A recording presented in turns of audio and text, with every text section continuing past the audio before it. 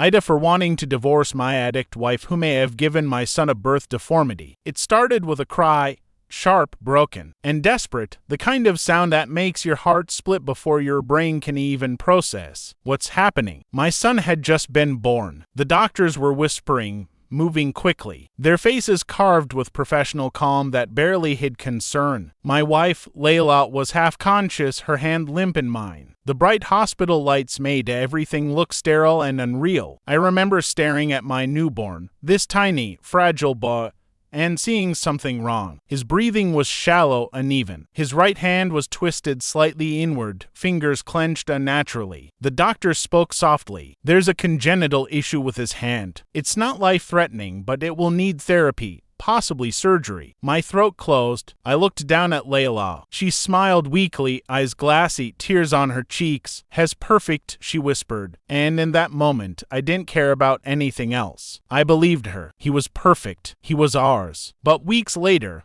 when I found the hidden syringes in the bathroom cabinet, everything changed. Layla had always been wild. That was part of her charm when we first met. Fiery, impulsive, magnetic. She was the girl who lived fast and loved hard, and I was the one who thought I could save her from herself. When she got pregnant, she promised she was done with everything. The parties, the pills, the endless nights of chasing a high that never lasted. I believed her. I wanted to believe her. But after the birth, I started noticing things. Her moods swung violently. Some days she was euphoric, almost manic. Others she locked herself in the bathroom for hours, claiming she was tired or needed space. Then one night, while she slept, I heard the faint clink of glass hitting tile. I checked the cabinet, and there it was. A small syringe, a burned spoon, a lighter. My hands shook as I picked them up. I wanted to scream, to wake her, to demand an explanation. But my son's quiet breathing from the crib stopped me. The betrayal hit like a physical wound. She had promised me she was clean, promised that our baby would grow up safe, healthy, untouched by her demons. And suddenly I couldn't shake one thought. What if she used during the pregnancy? The next day, I confronted her. At first, she denied it, her eyes darting, voice trembling. "I'm not using," she said. "You're paranoid. I'm just tired. I'm just not myself right now." But when I pressed harder, her composure cracked. Tears flooded her eyes. "I only did it once," she whispered. "It was before I even knew I was pregnant. I swear it wasn't after." I wanted to believe her,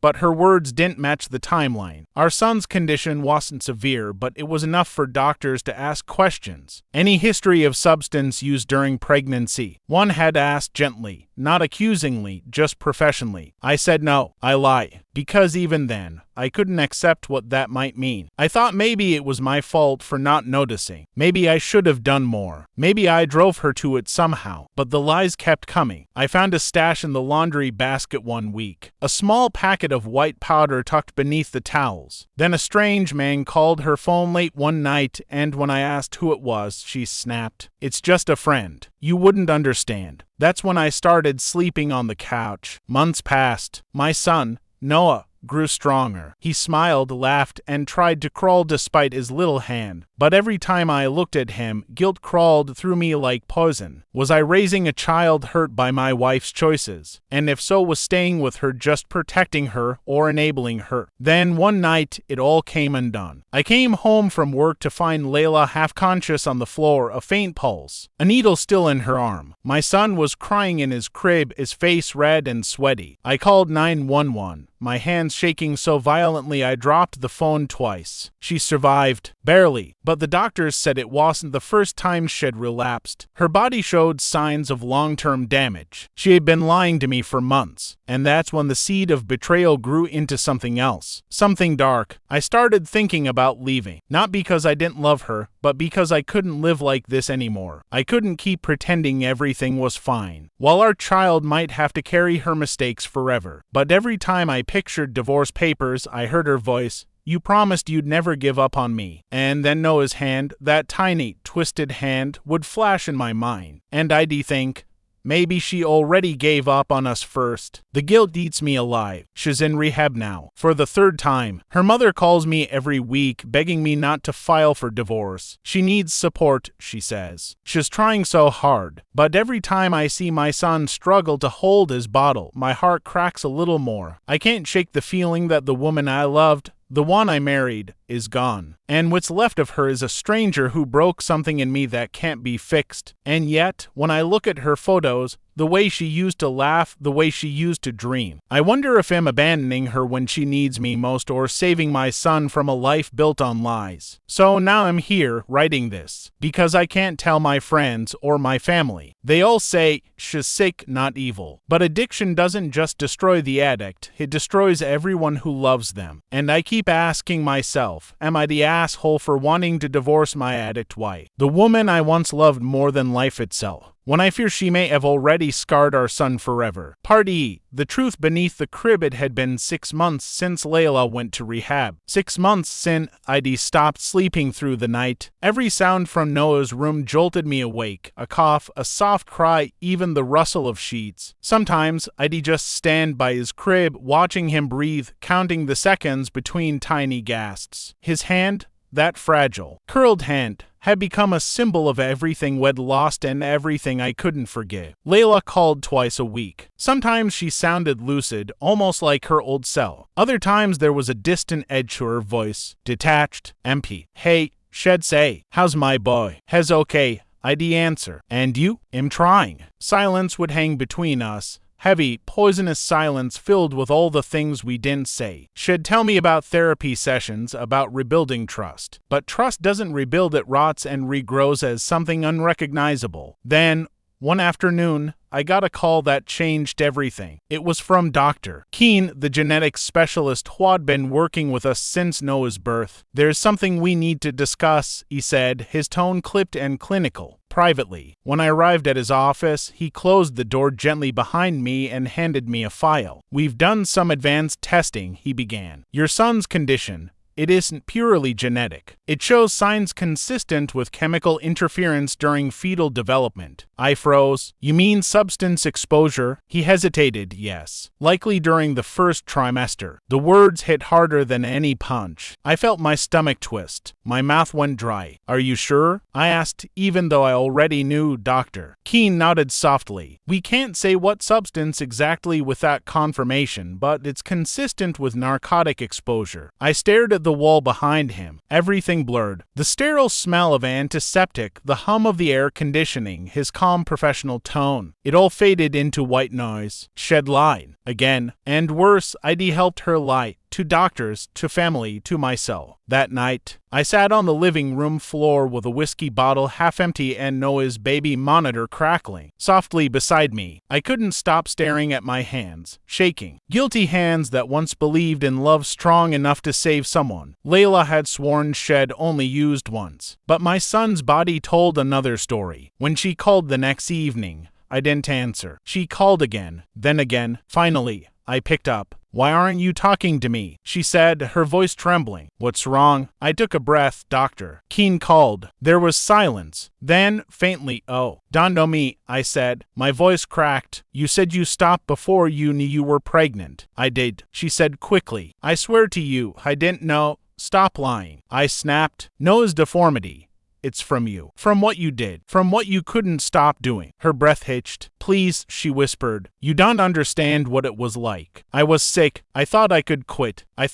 You thought? I interrupted. You gambled with our son's life. She started crying. Deep, heaving sobs that might have once broken me, but now they felt hollow, practiced. I wanted to get clean for you, she said between sobs. For him, I didn't know how. I hung up. For weeks after that, she tried to reach out. Letters from the rehab center arrived almost daily. Long, handwritten confessions, apologies, pleas for forgiveness. I didn't open most of them. The few I read felt like poison, a mixture of self-pity and denial wrapped in carefully chosen words. But one letter stopped me cold. It wasn't addressed to me. It was addressed to Noah. My sweet boy, if you ever hate me, you'll be right too. But I hope one day you'll know I didn't mean to hurt you. I was just trying to feel something other than the dark. I folded it carefully and put it in a box. I didn't forgive her. but I couldn't destroy that letter either. 3 months later, Layla was released early for good progress. She wanted to come home. Every instinct in me screamed no, but she begged to see Noah. Her mother called, saying, just let her visit. One day, she deserves that. So I agreed. When she arrived, she looked different. Thin, pale, but sober. Her eyes, though, those same dark eyes that once burned with life, now looked dim,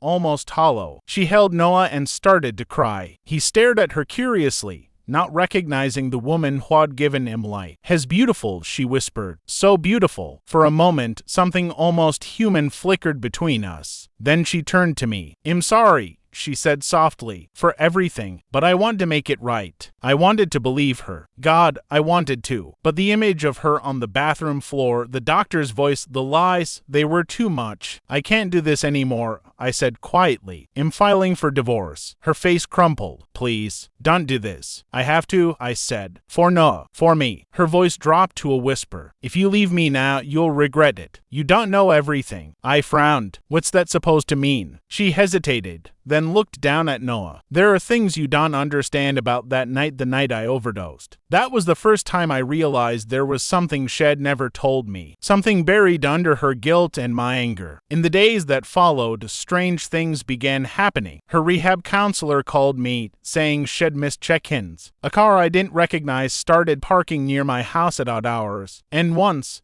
just once, I came home to find my door slightly ajar, though nothing was missing. Then, one night, she called again. Her voice was frantic. "I need to see you," she said. "It's about Noah." I hesitated. Every part of me screamed that I shouldn't go. But the fear in her voice was real, raw, almost primal. When I met her, she was trembling, clutching a folder. She handed it to me. Inside were medical reports, different from the ones I'd seen. "Look," she said, "the deformity, it's not from drugs. It's genetic. From your side." My blood ran cold. "What?" She pulled out a DNA report. "I did a test. Twice. He carries a recessive marker.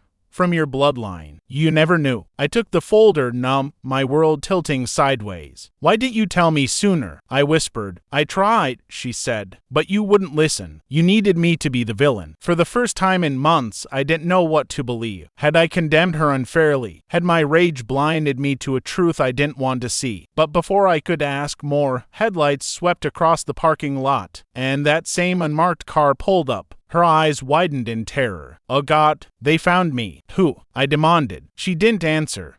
She just shoved the folder back into my hands. "Take care of Noah," she said, "and whatever happens next, don't trust anyone." Then she ran. That was the last time I saw her alive. 2 days later, the police called. Her body had been found near the river, an apparent overdose. But something about the scene didn't add up. The counselor said she'd been clean for months. The toxicology report was inconclusive, and the folder she'd given me, the one with the DNA results, disappeared from my desk the same night my house was broken into. Now, sometimes when Noah sleeps, I sit beside him in the dark, watching the faint curl of his hand, and I can't stop wondering, did I drive her to her death, or did someone make sure she never told me the full truth? Because maybe the real betrayal wasn't between a husband and wife, maybe it was buried in a secret that someone died to keep hidden, and I'm starting to think that whoever was watching us all those months never stopped. Part I, the file that vanished the night after the police call. I didn't sleep. Every time I closed my eyes, I saw the folder, her trembling hands, the rain on the car roof, the fear in her voice. The official report said accidental overdose. The officer's tone on the phone was detached, procedural, but the words kept echoing in my head. She'd been clean for months. Something wasn't right. I drove to the rehab center the next morning. It sat on the edge of town, an old brick building that looked more like a college dorm than a treatment facility. Inside, the air smelled of antiseptic and cheap coffee. When I asked for her counselor, the receptionist frowned. "Ms. Hartman isn't available today. She called me 2 nights ago," I said. "She told me Layla Layla was missing. The woman hesitated. Ms. Hartman resigned yesterday. I blinked. Resigned? After a patient dies? She lowered her voice. She said she didn't feel safe anymore. That's when the paranoia started to crawl under my skin. I drove home with the radio off, checking the mirror every few minutes. The same gray sedan I'd seen near my house before was back again, 3 cars behind, keeping distance. When I turned suddenly into a gas station, it drove straight past. But I caught a glimpse of the driver. Sunglasses. No plates. It wasn't imagination. Someone was watching. That night, I tore through my desk looking for the folder Layla had given me. Gone. But in the empty drawer, stuck in a corner seam, was a small memory card. I slid it into my laptop. It contained 3 things: a scanned copy of Noah's genetic report, a series of unsigned emails between Layla and a Dr. V discussing testing anomalies, a single photo, grainy black and white, of Layla meeting a man in front of the rehab center. The caption line reads simply,